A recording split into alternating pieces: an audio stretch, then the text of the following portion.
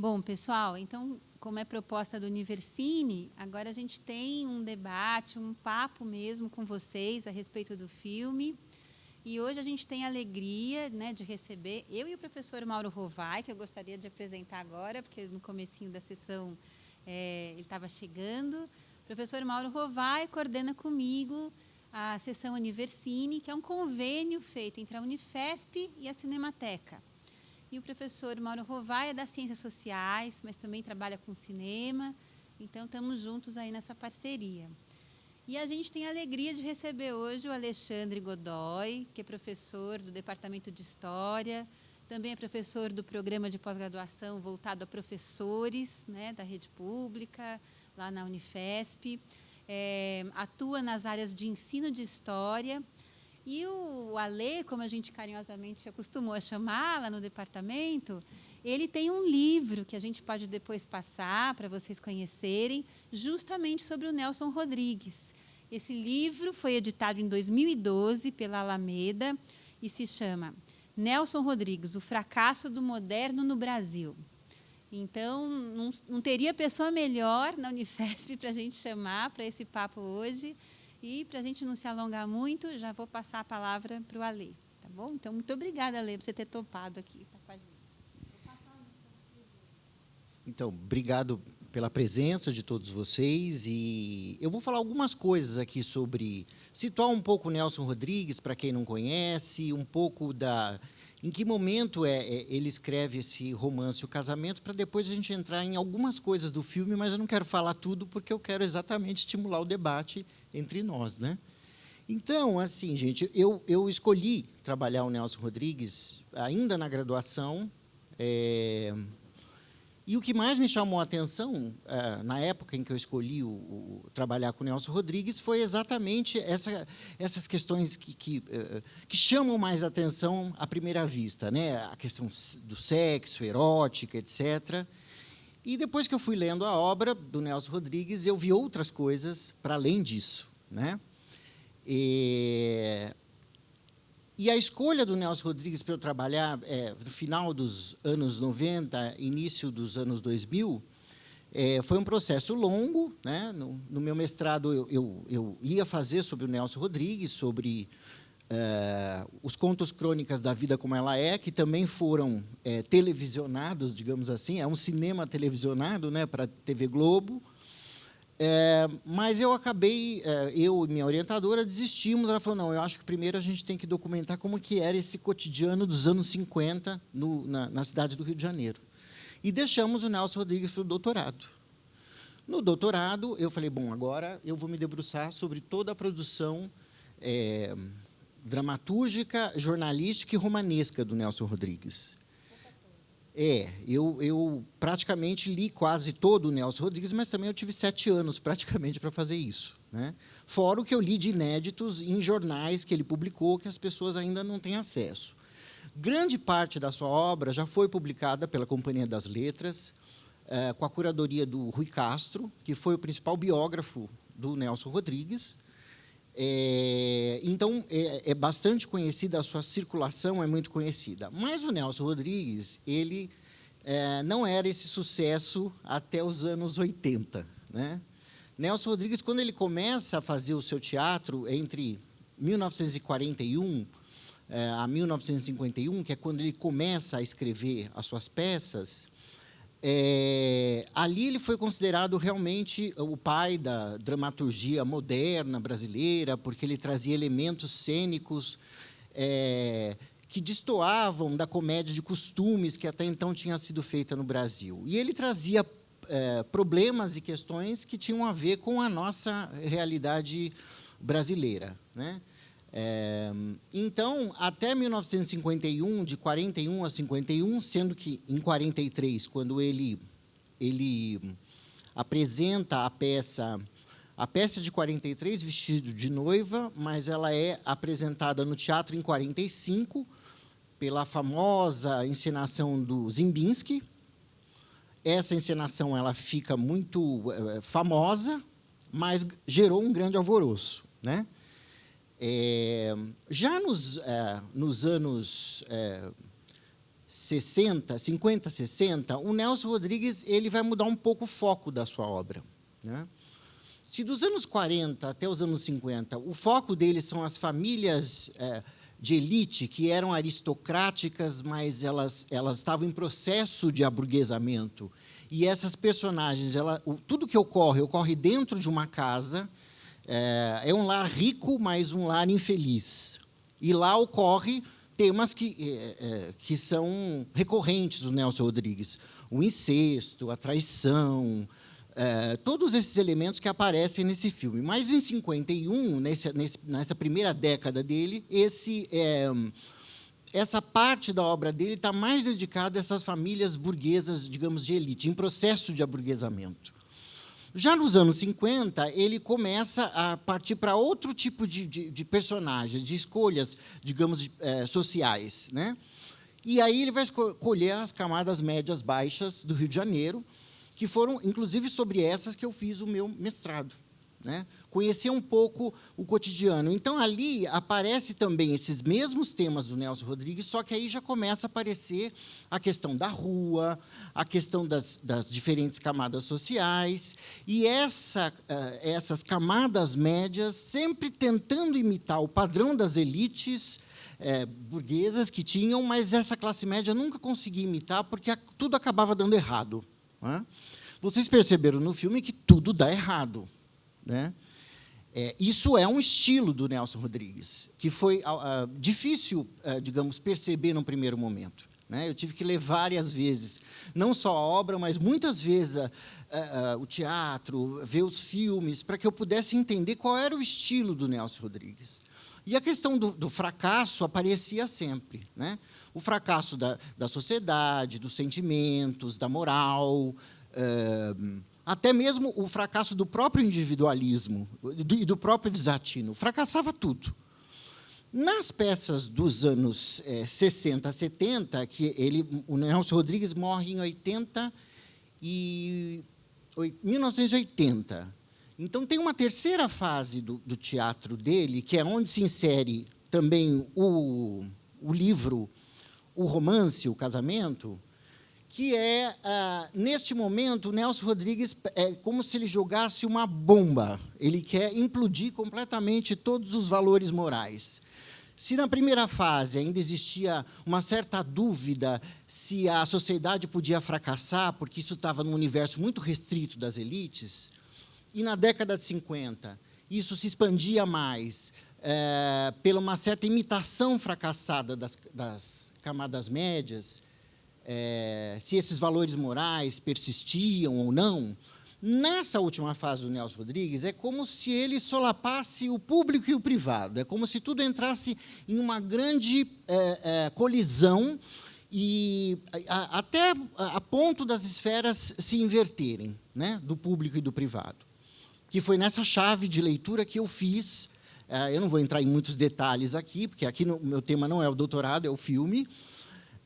Mas essa relação entre o público e o privado foi um modo como eu li o Nelson Rodrigues nesses três momentos, né? Quer dizer, nessa última fase do Nelson, então, há uma implosão onde todos podem confessar os seus pecados, os seus medos, assumirem a sua lepra e a sua miséria. Foi difícil perceber isso, porque a quantidade, o volume de coisas que o Nelson Rodrigues escreveu é muito grande. O Sérgio Miceli ele tem uma frase que ele diz que dos polígrafos anatolianos, ou seja, aqueles escritores que escreviam de tudo no início do século XX, e que precisavam do jornal, precisavam escrever romances, precisavam escrever várias coisas para sobreviver. O Nelson Rodrigues ele não é da geração anatoliana, mas ele é um polígrafo anatoliano fora de época, porque ele tinha que escrever para sobreviver, né? Ele não tinha o glamour que se tem a profissão de escritor. Ele sempre passou por muitas dificuldades financeiras, teve que escrever até a sua morte, e mesmo com toda a fama que o Nelson Rodrigues tinha, ele vivia muitas necessidades financeiras, né? Ele era conhecido por ir trabalhar com terno todo puído, ele brincava que ele recebia do Samuel Weiner, que era dono do jornal Última Hora, nos anos 50, onde ele trabalhava, em vez de receber salário, o Samuel Weiner, que também não tinha dinheiro, o jornal Última Hora não andava bem das pernas, ele recebia batedeira, liquidificador. E ele usa uma imagem que é até cinematográfica para dizer dessa coisa compulsiva de ter que escrever, aonde ele fala, eu sou um remador de Ben-Hur, que, inclusive, é um dos livros de crônicas do Nelson Rodrigues, chama O Remador de Ben-Hur, usando aquela imagem das galés, onde ele tinha que fazer muito esforço. Então, o Nelson Rodrigues foi alguém que teve que trabalhar muito, ele não viveu tanto esse estrelato, e depois que ele morre, enfim, já na época da ditadura militar, o Nelson Rodrigues ele vai ser confrontado com os intelectuais e com os artistas. Ele vai ser acusado de apoiar a ditadura militar. E esse é um aspecto polêmico do Nelson Rodrigues, porque, de fato, ele tem crônicas que eu li, onde ele afirma que era preciso moralizar o Brasil, porque era preciso... E, com o tempo, o Nelson Rodrigues vai mudando um pouco esse modo de pensar, né? Mas não foi só o Nelson Rodrigues, é bom que se diga, que quando ele chamava de Revolução de 64, né? Então, quando houve o golpe de 64, muitos aqueles que depois se tornaram contra o regime, em 64, não fizeram grande alvoroço, né? Não estou aqui justificando o Nelson, mas para dizer que ele pagou um preço muito alto em relação a isso. Porque o seu filho, Nelsinho, ele foi preso e torturado, né? E ele escreve uma carta, uma crônica, já em 79, na época da anistia, ele escreve uma crônica para o Figueiredo, no jornal, aonde ele vai jogar exatamente com as mesmas palavras, digamos assim, que ele faz no filme. Então, quando ele quer se referir à autoridade do presidente Figueiredo, ele chama ele de senhor. E tem um momento, depois que ele vai escrevendo a carta, quando ele vai pedir a anistia do seu filho, ele fala, permita-me chamar de você. Né? De novo, a questão do público e do privado aparecendo nesse modo como Nelson Rodrigues acabava costurando a sua própria escrita, né? É difícil separar o Nelson Rodrigues bibliográfico do Nelson Rodrigues biográfico, porque tudo que ele escreve faz parte da obra dele, né? E até mesmo quando ele analisa a sua obra, aquilo é uma obra dele, né? É difícil separar, porque ele é constantemente um ficcionista que escreve sobre a realidade e, ao mesmo tempo, um crítico da realidade que usa elementos ficcionais. É muito difícil separar o Nelson Rodrigues biográfico do Nelson Rodrigues bibliográfico, digamos assim, né? Então, eu só queria dizer que este filme é este último momento do Nelson Rodrigues, onde ele está questionando todas as estruturas. Esse foi o único romance do Nelson, O Casamento, que não passou pelos jornais. O Nelson Rodrigues tinha um hábito muito frequente, que era publicar pequenos capítulos todo dia, e depois esses capítulos viravam um livro. Muitas coisas que ele escreveu, como Susana Flegg, como Mirna, onde ele dava conselhos sentimentais, ele tinha essa estratégia, né? O Nelson Rodrigues ele é um autor de short stories, ele não é um autor de grande fôlego, ele não escreve um romance de fio a pavio, né? Nesse sentido, mal comparando, ele lembra Clarice Lispector, que sempre escreve por meio de pequenas crônicas que formam um todo, né? Aliás, eles eram amigos, embora escrevessem de formas muito diferentes. Eles conversavam entre si, um gostava muito do outro. Imagina o que era uma conversa entre Clarice Lispector e Nelson Rodrigues, né? Mas tem uma entrevista dos dois que eu tenho, né? Onde ela entrevistou, na época, ela entrevistou o Nelson, né? E então os dois têm essa semelhança de escreverem short stories. Então toda a composição do Nelson, inclusive o romance O Casamento, que não passa pelos jornais, se você pegar a estrutura do livro, são pequenos capítulos que vão terminando e vão dando gancho para outro. Essa é a forma do Nelson Rodrigues escrever. Ele tem esse modus operandi enquanto produção literária, né?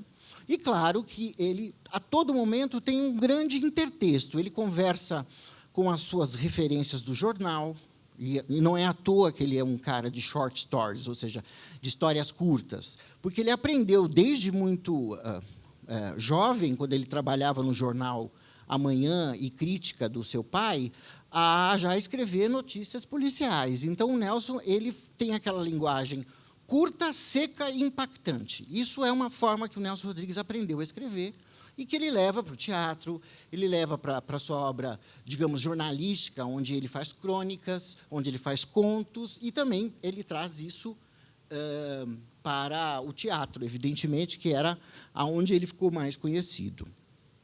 Enfim, só para a gente assim, esquentar os motores, só que esse filme não é o Nelson Rodrigues, é a leitura que o Arnaldo Jabor está fazendo do Nelson Rodrigues.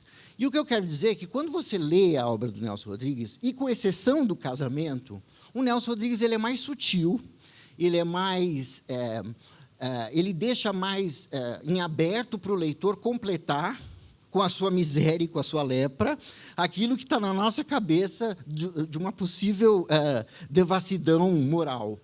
O Nelson Rodrigues ele é muito mais sutil, ele deixa as coisas para o leitor decidir o que fazer. Ele tem esse procedimento. E é difícil, entre diretores que filmaram o Nelson Rodrigues, e foram vários, e encenadores do Nelson Rodrigues, essas pessoas que conseguem pegar o tom do Nelson Rodrigues. Porque ele faz uma crítica a todo momento ao gênero melodrama,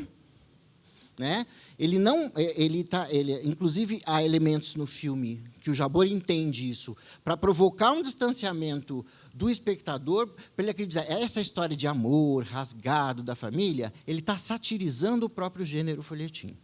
Ele está colocando aquilo, ironicamente, como forma e como conteúdo. Os folhetins, como que eram os folhetins do século XIX e XX que eram escritos nos jornais? Eram histórias de amor, onde a heroína ela passava por um monte de agruras e, finalmente, no final, a mocinha casava. Não é à toa que a palavra para esses folhetins, esses romances folhetins, ela foi novel, era novel, que é o que a gente chama hoje de novela. Embora a tradução para novela em inglês não seja novel, seja soap opera. Mas a gente pode ver sempre essa sátira do próprio melodrama. Então, é uma coisa muito parecida, eu diria, quando você vai assistir os filmes do Almodóvar. Se você acredita muito naquilo, fica piegas, fica cansativo, você fala, mas que drama todo, entende? O que ele está fazendo, lógico que o Almodóvar, com muito mais recursos imagéticos do que tinha o Jabor, há uma crítica a esse melodrama da família, não só da família burguesa, que é uma outra característica do Nelson Rodrigues nesta última fase. Ele trabalha com várias camadas sociais. Ele não escolhe só nem as classes médias, nem as elites burguesas. Ali há um encontro entre todas elas. E vai aparecer muito a rua, muito os ambientes públicos, que, na sua obra anterior, eles ficam mais escondidos. E isso aparece tanto no seu teatro, dos anos 60, 70, quanto no romance O Casamento. Então, eu acho que eu fiz um apanhado geral para a gente começar a discutir aqui sobre o filme, lembrando que esse filme ele é a visão já do Arnaldo Jabor da obra do Nelson Rodrigues. Então, tem coisas que vão aparecer e tem coisas que vão, obviamente, desaparecer do filme, que é o que a gente chama de tradução intersemiótica, ou seja, a passagem, quando há a passagem de um signo para o outro, há sempre uma, não vamos dizer perda de sentido, porque isso seria muito dicotômico, mas há sempre uma diferença e uma repetição, ou seja, a estrutura da obra permanece, mas com variações, porque isso vai acontecer na transmutação de um signo para o outro. Ou seja, ao passar do romance folhetim para o cinema, ele vai sofrer essas, digamos, elisões temporais, ele vai apagar determinados aspectos que são mais presentes no texto do Nelson Rodrigues. O cinema, ele por si só, ele é mais escandaloso, então ele te obriga a ver, coisa que no romance ele te obriga, pelo menos, a imaginar e entrar num pacto ficcional com o leitor. Então, é diferente. O modo como se processa essa questão das intencionalidades do Nelson, que no filme elas até são até exaltadas demais pelo Arnaldo Jabor. Mas todo essa leitura do Jabor, da obra do Nelson, essa tradução intersemiótica que ele faz, é nos anos 70, e, portanto, o filme terá marcas desse momento histórico. Então, em relação a isso, eu abro o debate para a gente ir vendo esses elementos desse cinema da década de 70, que tem um nome, que tem uma escola, que tem uma forma de fazer, e que nós podemos discutir aqui com vocês. Obrigado. Mauro, você quer, antes da gente abrir, destacar algumas coisas para a gente esquentar? Não, eu só quero agradecer a presença de todos e vamos aproveitar o máximo que a gente puder a presença do Alexandre aqui. Então, vamos fazer uma rodada, se alguém quer perguntar, se alguém tem alguma curiosidade, ou quer dar sua opinião. A palavra está aberta, viu, pessoal? Perguntar alguma coisa para o Alexandre. Ela vai entregar o microfone.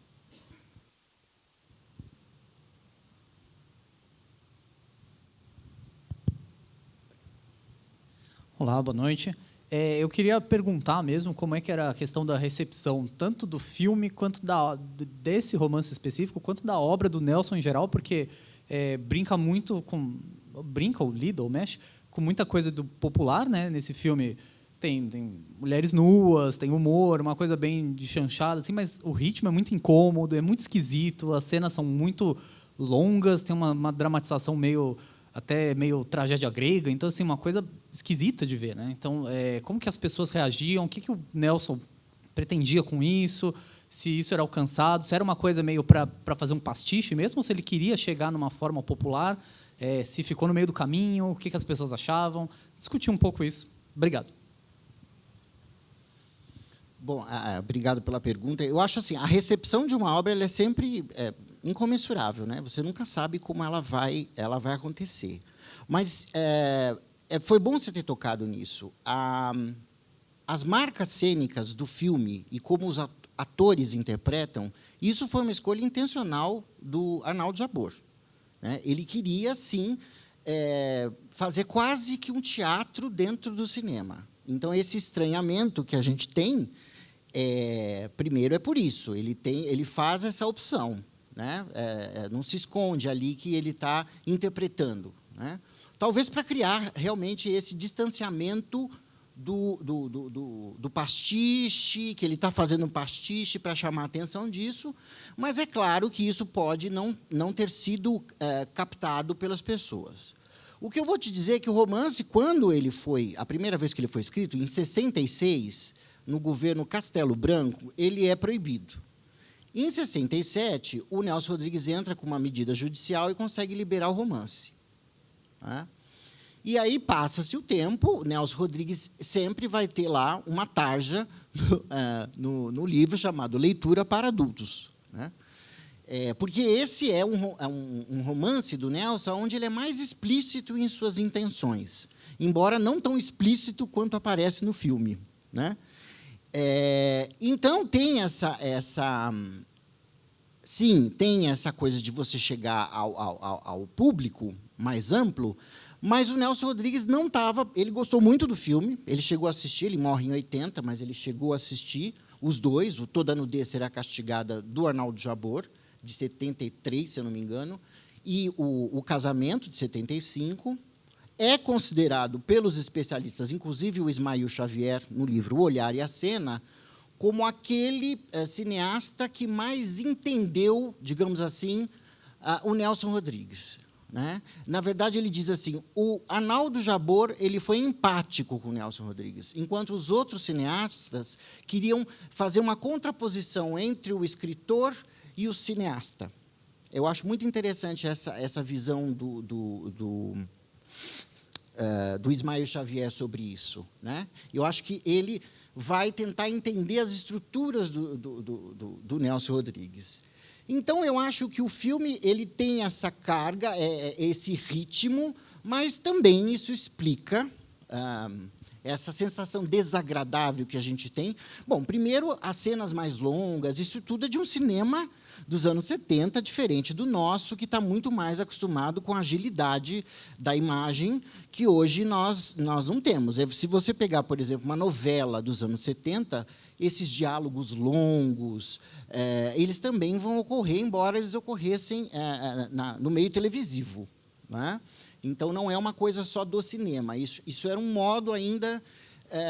era uma marcação ainda muito radioteatral de interpretação também, né? Grande parte dos nossos atores, e esses que participaram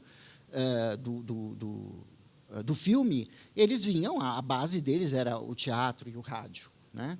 Então, o Jabor não teve dificuldade de dizer, vamos fazer de uma maneira bem histriônica.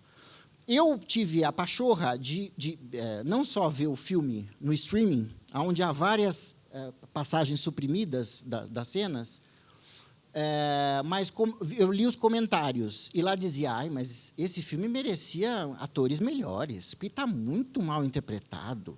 Essa gente não... Sabe, devia escolher gente melhor.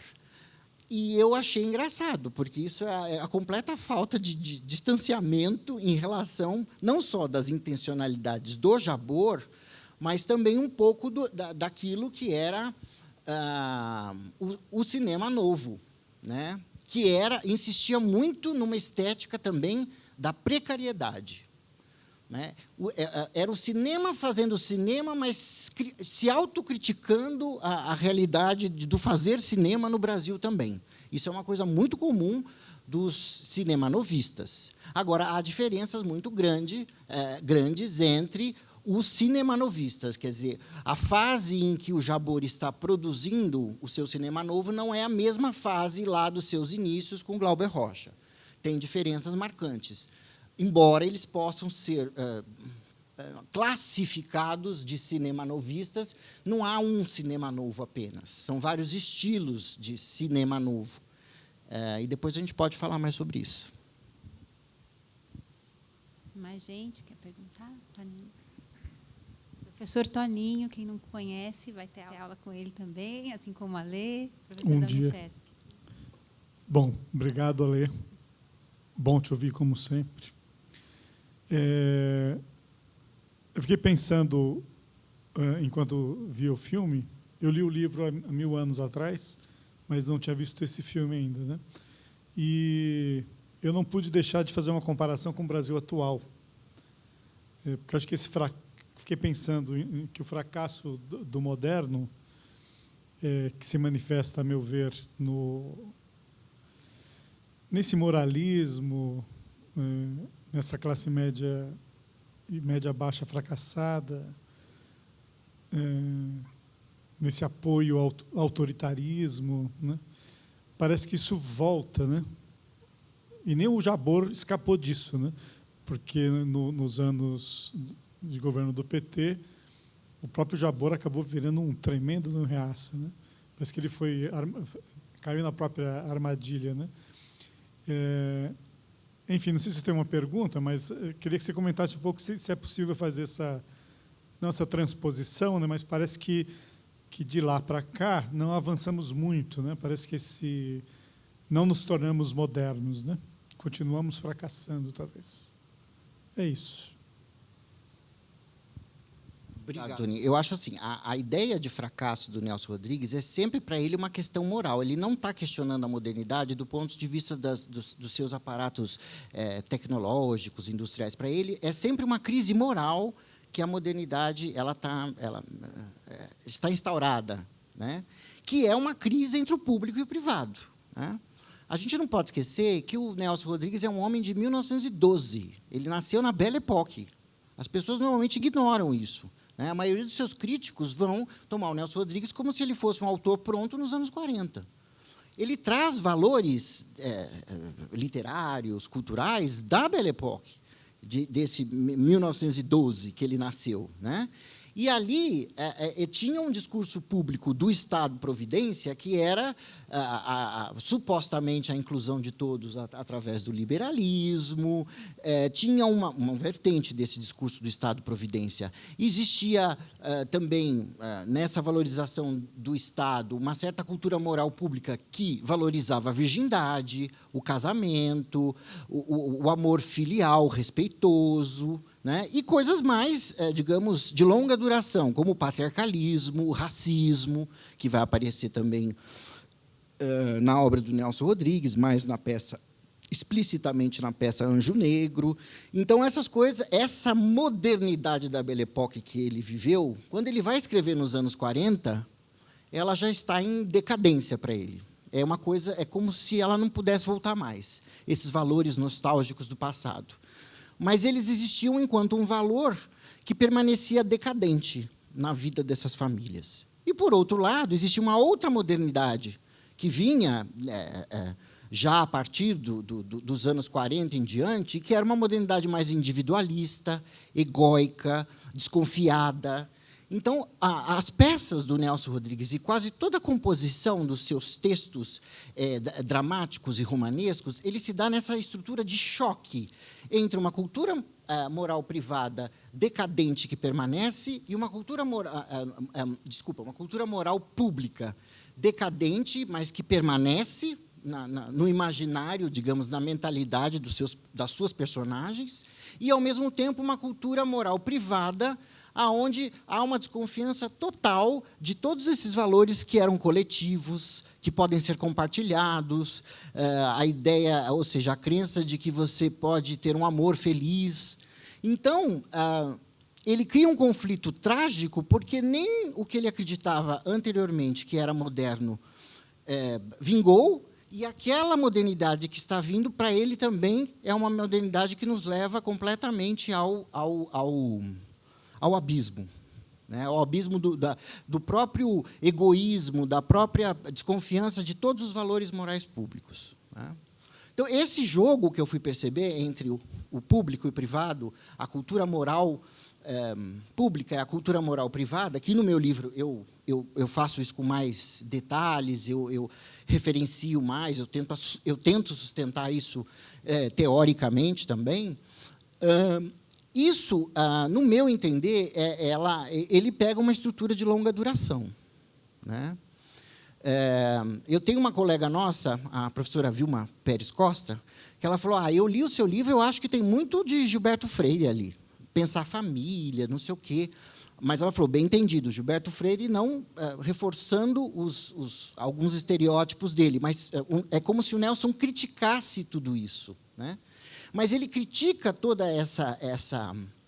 esse moralismo e, ao mesmo tempo, essa imoralidade, porque ele recusa qualquer tipo de projeto moderno dê certo. Isso é um problema do Nelson, não quer dizer que eu acredite nisso, né? Eu acho que a gente tem utopias. Eu mantive as minhas utopias, apesar da leitura do Nelson Rodrigues. Mas, de certa forma, é interessante quando a gente tem uma pessoa tida como conservadora e até, em certo momento, reacionária, ela faz essa crítica da modernidade, porque ele acaba criticando certas estruturas de longa duração da sociedade. E eu vejo, sim, o Nelson dialogando muito. Na verdade, não sei se é o Nelson que dialoga com a gente, mas eu acho que é mais a gente que dialoga com o Nelson, né, porque a obra dele já foi feita, aonde eu acho que aparece esse ressentimento de classe, essa pessoa que quer matar e esganar porque o outro teve sucesso, porque o outro estudou, porque o outro entrou na universidade, porque o outro faz parte de uma política pública. Esse ressentimento social que o Nelson Rodrigues explora, e isso, evidentemente, ele está presente na nossa sociedade. E eu acho que ele vem em momentos onde que foi o que vivemos com o governo de 4 anos atrás, é quando esse autoritarismo, esse discurso autoritário, ele vem com força dessa moral pública que quer ser dona de tudo, e, ao mesmo tempo, dentro daquela própria família, que podia ser um filme, né? Aquela família pode ser um filme do Nelson. Dentro dela fracassa tudo, porque são pessoas corruptas, são pessoas que não gostam do outro, que não têm afeto. No entanto, elas advogam a democracia, o nacionalismo, o bom comportamento, a religiosidade. Exatamente. O que é ser um homem de bem? O homem de bem é aquele homem da Belle Époque, onde o bem era você ser essa pessoa austera, você ser essa pessoa com valores morais, a virgindade, o casamento. Por outro lado, o assuma a sua lepra é o contraponto desse individualismo. Assuma todas as suas mazelas, não esconda nada de ninguém, porque você não acredita nesses próprios valores morais públicos que você advogava. Você não acredita no respeito filial, você não acredita em valores coletivos, né? Então, o que o Nelson quer mostrar é um choque de opostos complementares. E isso vem de uma estrutura da tragédia, do drama, a tragédia enquanto estrutura de texto e o drama enquanto uma forma de colocar a tragédia em cena. Né? Então, dá para fazer esse tipo, sim, principalmente em momentos onde esse autoritarismo ele vem com uma força muito grande. Né? Quanto maior, talvez, que é o que eu termino no meu doutorado, no Brasil, fica aparecendo pela leitura do Nelson, que esse autoritarismo, embora seja possível por muitas maneiras, ele fracassa, e também isso é um problema, porque a nossa democracia ela também se torna possível, mas uma democracia sempre ainda ameaçada nas suas bases, porque ela, de alguma forma, ela é frágil. Ou seja, a fragilidade dessa relação entre o público e o privado no Brasil provoca esse tipo de tensão social e desse ressentimento, e que eu acho que aparece, e apareceu bastante 4 anos atrás, no governo do Inominável. Opa, calma. Boa tarde. Uma coisa que eu percebi nesse filme, eu não sei se é algo que está presente no romance do Nelson, porque eu não li esse romance, mas os personagens, eles são personagens muito novos, né? Eles fazem parte dos anos 70, eles são, não sei se são hippies, né? Mas eles fazem parte dentro de toda essa moda, essa estética até meio tropicalista, né? Da classe média e tal. E uma coisa que me deixou bastante curioso é porque nos romances, nos livros e nas peças do Nelson que eu já consumi, o Nelson ele trata principalmente pessoas da década de 20 e da década de 30. Né?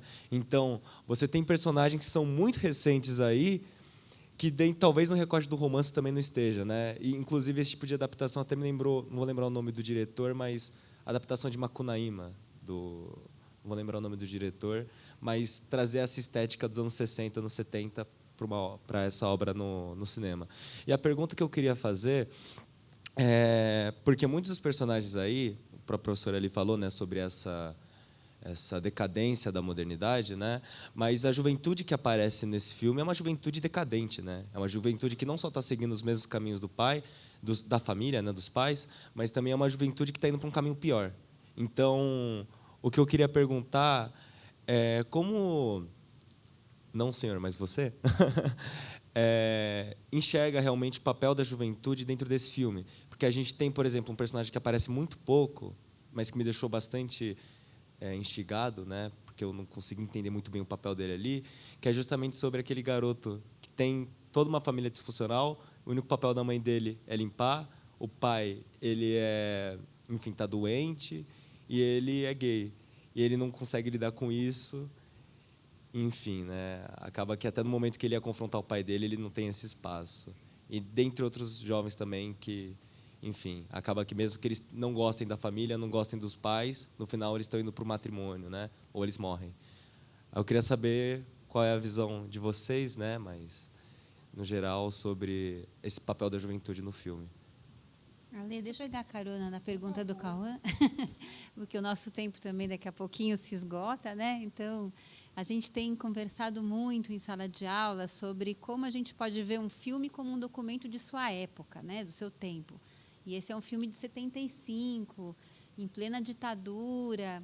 e que traz também, além desses personagens que o Cauã chamou atenção, que são intrigantes, né, que a gente fica curioso para saber qual é que é a deles, né, qual é que é a da juventude, traz também muitas metáforas visuais, que a gente tem as pessoas andando na lama, numa enxurrada, tem aqueles delírios do pai, né, em meio a britadeiras e tudo mais. Então, para a gente pensar um pouquinho como o que não é dito, né, e o que está presente de forma estética, também conversa muito com aquele momento em que ninguém podia falar abertamente de política, não, né, não se falava de opressão, mas o quanto a opressão também está presente. Então, só para pegar carona, e se o Ale quiser comentar...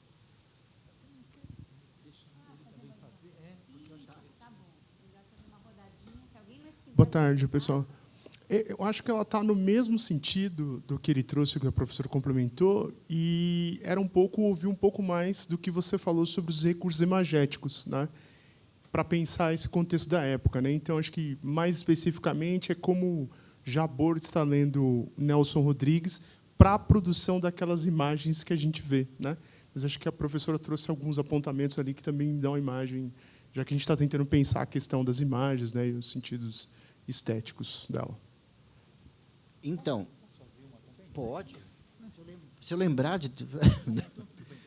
Não, é assim, certa vez perguntaram ao Nelson Rodrigues, Nelson Rodrigues, dê um conselho à juventude. Ele diz, envelheçam. Né? O Nelson Rodrigues, ele ele, de fato, você tem razão, os romances dele sempre vão se remeter à Belle Époque, aos anos 20, aos anos 30, porque ele tem esse diálogo com o passado, que é o próprio passado dele, que aparece também no romance, né? E só que isso tem a ver muito com esse processo que a gente chama de transmutação, né, de signos, quando você passa do romance para o filme. A perspectiva do Arnaldo Jabor não é com o passado das suas personagens, tanto que a imagem do Sabino, quando o pai dele fala homem de bem, ela não tem tanta densidade quanto aparece no romance. No romance, há toda uma justificativa de por que ele é um homem de bem. Né? Porque ele gosta, por exemplo, ele é um homem de bem porque ele valoriza a pintura indigenista do século XIX. Ele tem um quadro dos tamoios e ele não gosta de arte moderna, ele não gosta de música moderna. O Sabino não gosta de nada que é moderno, né? Porque ele é um homem de bem e foi assim que ele aprendeu. Né? No filme, isso desaparece completamente. Essa menção que seria a própria historicidade do Nelson. Então, assim, não que o Jabor tenha esquecido disso. Provavelmente ele sabia, mas ele fez uma opção que era uma opção estética de criticar mais a ordem pública. Né? A ordem, e como isso aparece de diversas formas no filme. A bandeira do Brasil lá meio jogada, o mar de lama, aquela boneca, os meninos segurando um rato. Né? Mostrando como a vida pública ela tá toda destruída. Né? A sujeira, os cenários, também aquele mau gosto todo do cenário, parede descascada, pia suja, tudo aquilo foi escolha do Jabor, e isso tem a ver com a opção do cinema novo, que era um pouco essa estética da agressão, da precariedade também. Né? Mas uma coisa é bem diferente. Quando você pega... eu não sou especialista meu Deus, o primeiro cineasta do cinema novo, do Glauber.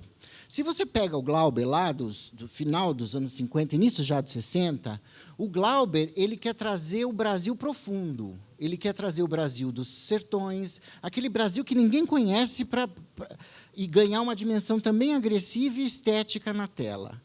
O Jabor ele já é de uma outra pegada. Ele está falando de uma linguagem urbana, ele está falando mais do presente daquela sociedade. Ele não quer desvendar nenhum Brasil profundo.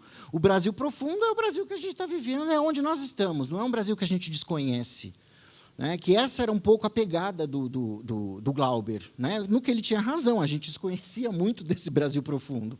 Só que o Nelson e também o Jabor são de outra geração, quer dizer, principalmente o Jabor, mostrando que o nosso Brasil profundo está nas nossas cidades, está na nossa decadência, está na forma como a urbanização. O cinema novo também tem uma crítica muito grande ao urbano, a esse desenvolvimento industrial desmedido. Então, tem o desabamento, as chuvas do rio, que são torrenciais, mas que também é um diálogo com o próprio Nelson Rodrigues, porque vocês sabem que um irmão do Nelson Rodrigues ele morreu num desabamento de um prédio, porque ele morava com a família, um dos irmãos do Nelson Rodrigues, eu não sei agora bem aonde que era, não vou me lembrar, mas o Nelson descreve isso com muitos detalhes, é terrível ler a crônica. Ele fala que uma bola de pedra imensa, num dia de chuva torrencial no Rio de Janeiro, ela cai e vai que nem um míssil no prédio do irmão e todos morrem num desabamento. Morre o irmão, a cunhada, os filhos. Isso é uma das tragédias que aconteceram na vida do Nelson, né? Fora que ele teve um irmão assassinado, isso lá bem mais antes, o Roberto Rodrigues, por uma mulher que tinha sido difamada pelo jornal do pai, né? A Silvia Serafinha, que mata o irmão do Nelson Rodrigues. Então, essa coisa trágica, pesada, também tem a ver um pouco com a trajetória do Nelson Rodrigues, mas que também o Jabor aproveita isso já com uma estética, essa estética da agressão, da precariedade, de mostrar como esses valores públicos e urbanos estão degradados. Isso vai aparecer em diversos momentos do filme, né? Até as músicas. Tem música de Vicente Celestino, tem o tango de Astor Piazzolla, que ele coloca, né? Então, ele vai misturando isso para mostrar essa degradação cada vez maior. Não é à toa que o filme começa e termina com o quê? Com uma chuva enxurrada de lama. Quer dizer, nós estamos enterrados na lama. E isso é um recado que o Jabor está dando como um cinema novista e também como um jovem na década de 70 para criticar esse período da ditadura militar. Mas que no romance do Nelson, isso não aparece, porque o Nelson, para o Nelson Rodrigues, tanto a direita e a esquerda acreditaram em projetos de moderno que fracassaram. E por isso que ele é tão espezinhado tanto pela direita quanto pela esquerda.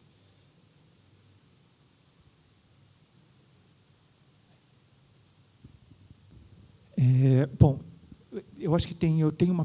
Posso, né? Fazer uma pergunta mais ou menos no sentido eu acho que ele também fez assim. Eu não li o Nelson Rodrigues, né? O romance, o casamento. Mas tem algumas coisas que me chamaram a atenção. Então, é só para saber se em alguma dimensão isso está no Nelson Rodrigues ou não. Uma impressão bastante forte que eu tive do filme é que o filme ele força uma abertura, mas não é uma abertura cirúrgica, daquela abertura que sai pouco sangue e tudo mais. Ela é completamente desabrida, né? E ela é representada nas sequências finais com o esfaqueamento, né? Tiro e você rasgar colchão, essa coisa toda, e os gritos, né? Estava até conversando com o pessoal ali atrás, assim, nossa, eu lembro que eu vi esse filme na televisão, os gritos não me incomodaram tanto, né? Os gritos incomodam, né? Tem bastante gente, a Noêmia grita, por favor, fica calada, né?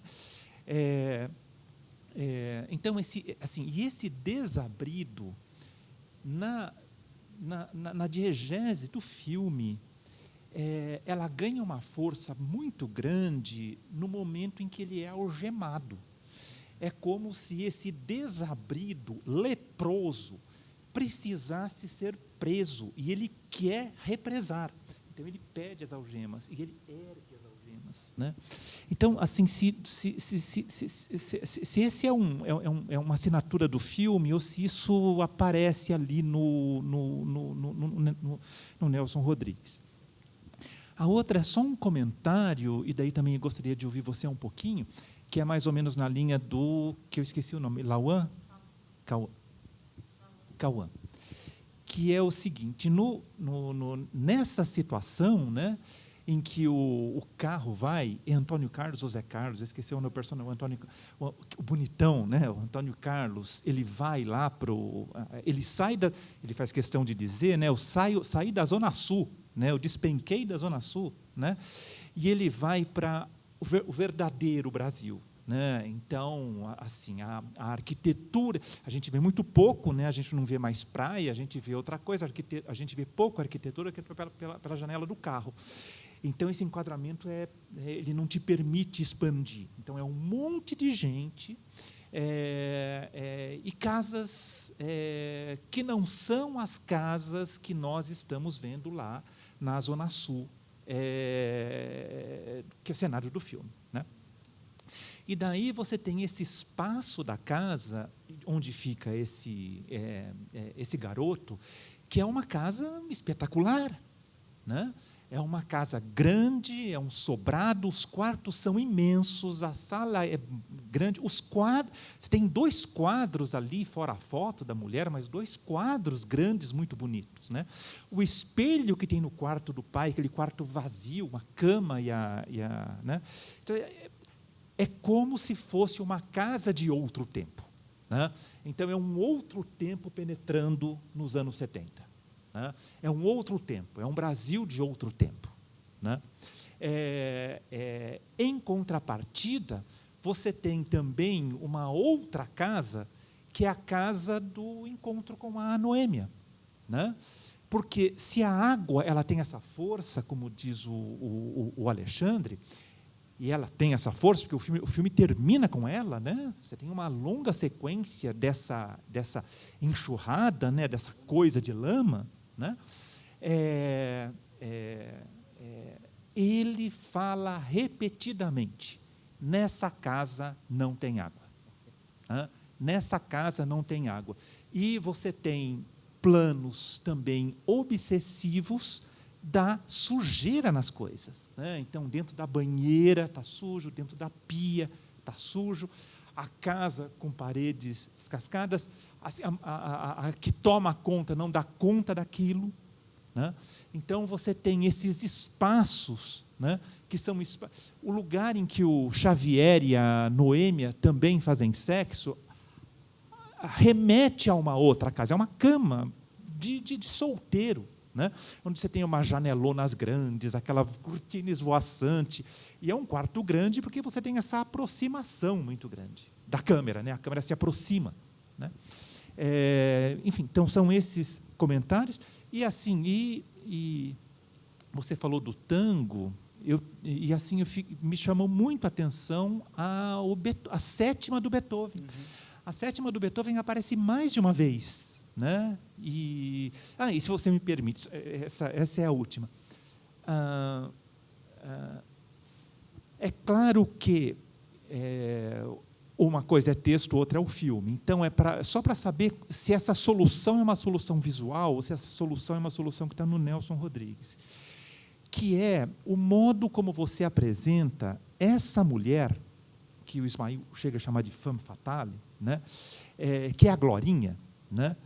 Porque ela aparece com a perna aberta várias vezes. Né?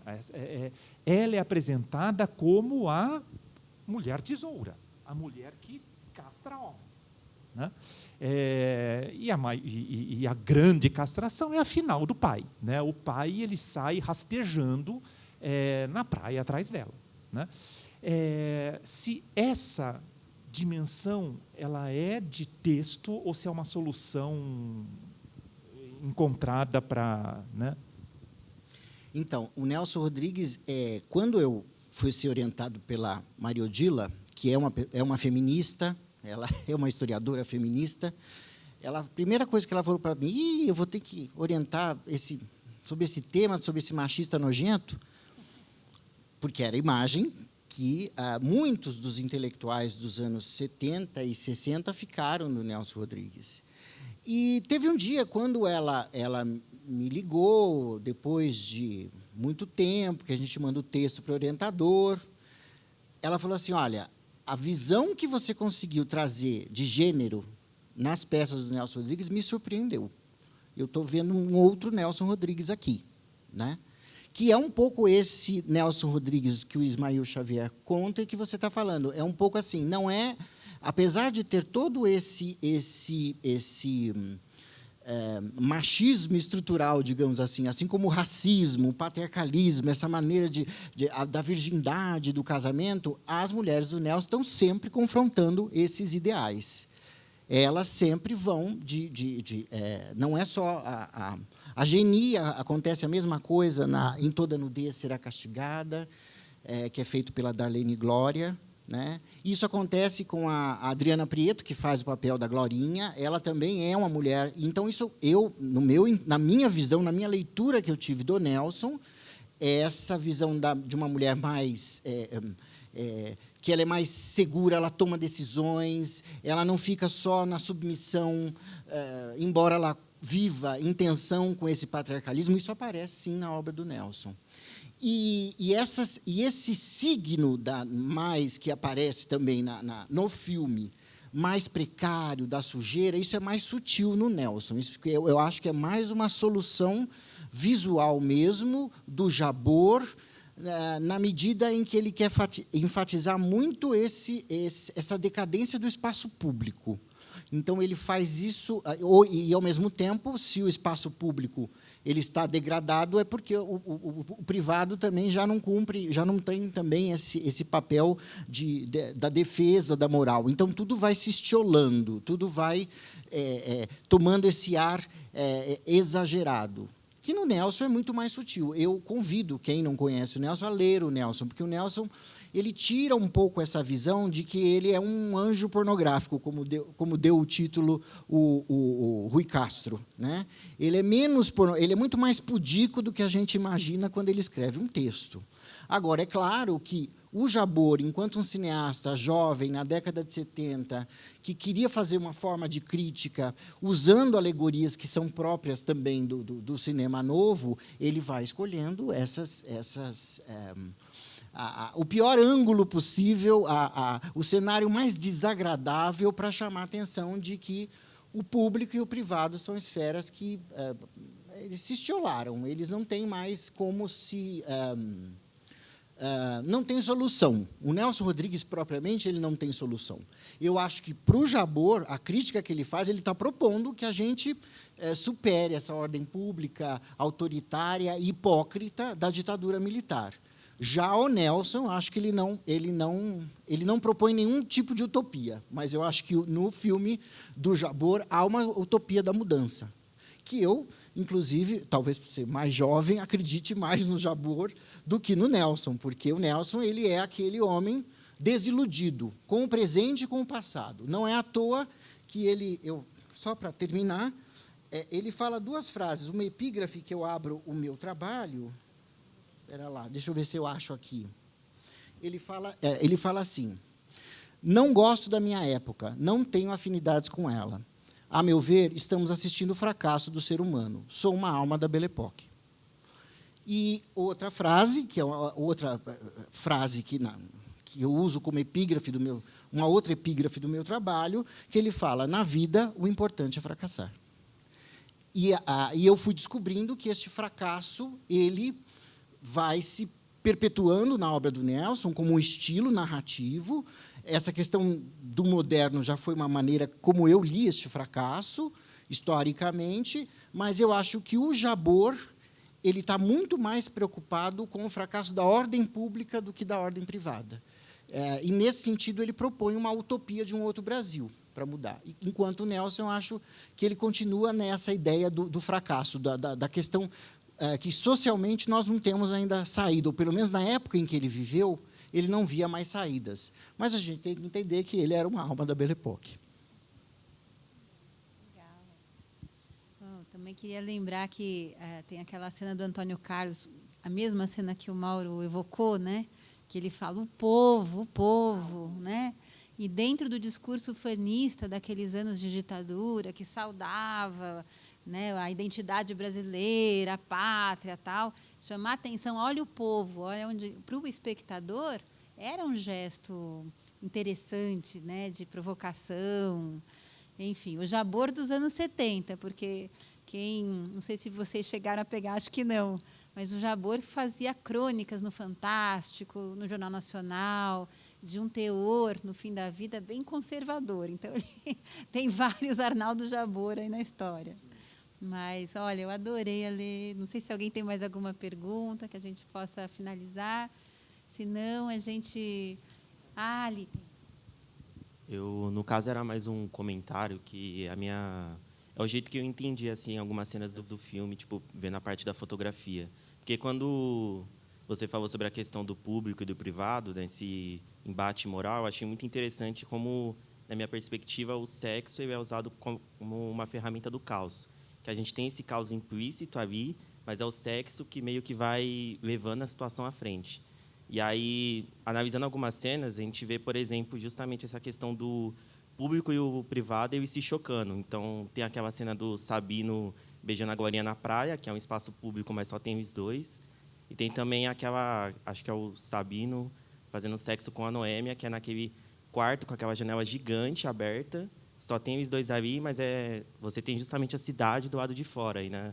Aquele momento que ele começa a fechar a janela, é quase como se ele estivesse tentando, não sei, colocar uma barreira ali, sabe? Tentar separar esses dois mundos, mas, ao mesmo tempo, o diretor do filme é como se ele estivesse falando que essa separação que o protagonista tenta colocar, ela está cheia de buracos, então vai vazando toda essa decadência para o espaço público.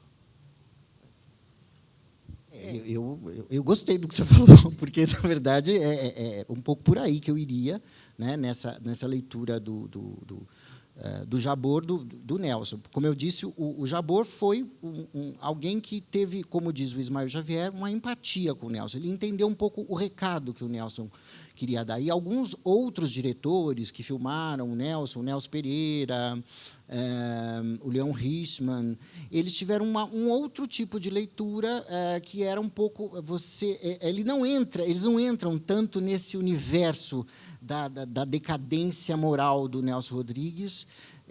Então, há uma diferença. Seria até interessante a gente ver aqui, o Ismael Xavier faz isso com com muito brilhantismo, fazer algumas comparações das releituras cinematográficas do Nelson. E o Nelson, em relação à questão da homossexualidade, o Nelson evidentemente que para ele aquilo era uma coisa que o assustava, né? Ele tem uma frase bem irônica dizendo assim: eu morro de medo dos entendidos, que eles sabem tudo e eu nada, né? Na verdade, o que ele está querendo dizer é que, para ele, a própria homossexualidade era expressão, então, nesse sentido, ele tem algo de conservador, sim, né? Era uma expressão de uma decadência, né? De algo que não era um padrão moral. Só que o Nelson Rodrigues, é isso que eu acho interessante.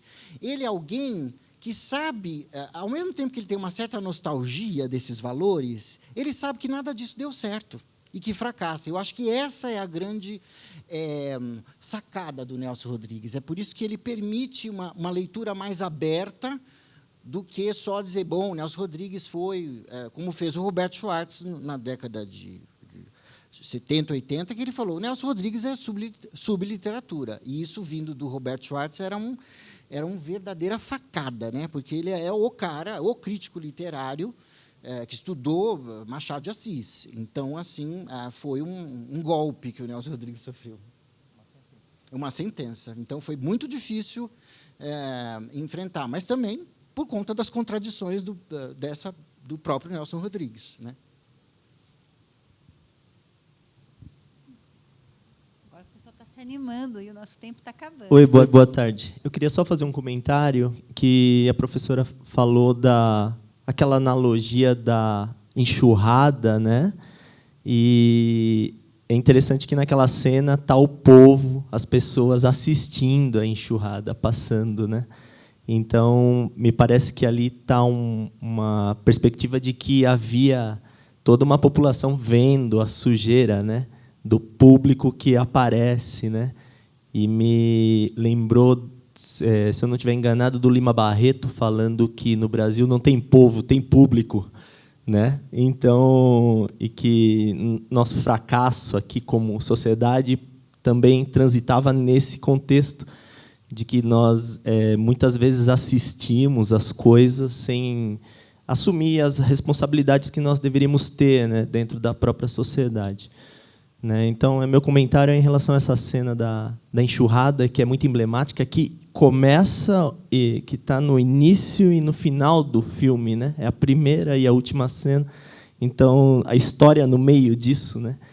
Então, era isso que eu queria comentar. Agradeço a toda a exposição do Alexandre, achei sensacional. Obrigado, viu? Deixa eu comentar uma coisa. A próxima Universine, eu já estou fazendo propaganda, vai ser o documentário sobre o Lima Barreto, e o Denilson, que é especialista em Lima Barreto, ele vem falar aqui.